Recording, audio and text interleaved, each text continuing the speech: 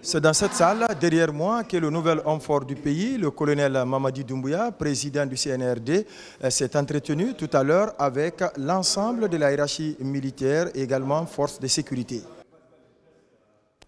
Plus de 180 éléments des forces de défense et de sécurité étaient présents pour répondre à l'appel du CNRD, Comité national pour le rassemblement et le développement, à sa tête le colonel Mamadi Doumbouya. D'entrée de jeu, le directeur de cabinet du ministère de la Défense nationale, le général de brigade aérienne Sidi Yaya Kamara, a souhaité la bienvenue au nouveau patron du CNRD et à l'ensemble de la délégation qui l'accompagne. Aujourd'hui, dans cette salle de conférence du ministère de la Défense nationale, les forces de défense et de sécurité, corps militaires et paramilitaires, sont rassemblés pour exprimer solennellement leur adhésion au sursaut patriotique que l'histoire vient d'enregistrer en lettres capitales. Pour donner tout son contenu, toute sa valeur à cet événement historique, ces forces de défense et de sécurité expriment leur adhésion en vue de la mise en œuvre de l'action qui court dans l'intérêt de la République de Guinée pour assurer la sécurité des personnes et de leurs biens,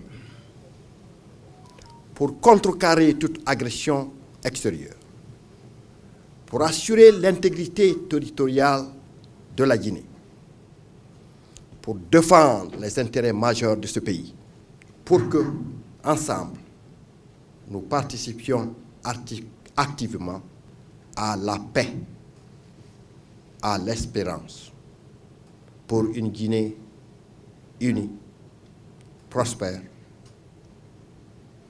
économiquement stable. Dans une allocution très brève, le nouvel homme fort du pays a d'abord expliqué à ses frères d'armes le contexte politique qui prévaut dans le pays depuis le dimanche dernier.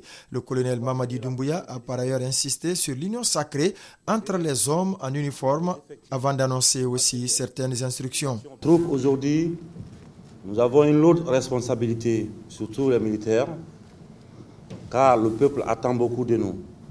Cette grande responsabilité nous pousse à être sereins, à continuer de faire le travail régalien de la République pour qu'il y ait la continuité de l'État. Et tout ça, nous avons tout ça sous l'épaule. Donc il est important pour nous les militaires de prendre nos responsabilités face au peuple de Guinée qui attend beaucoup de nous.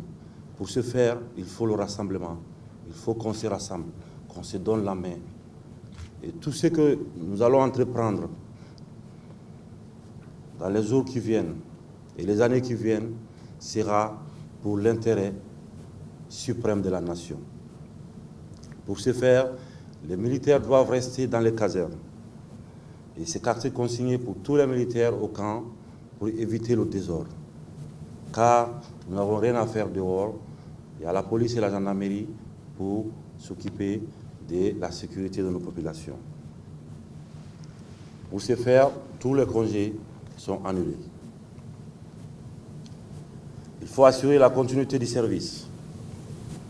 Le BRQ sur les effectifs, le matériel, les actions opérationnelles et les faits saignants.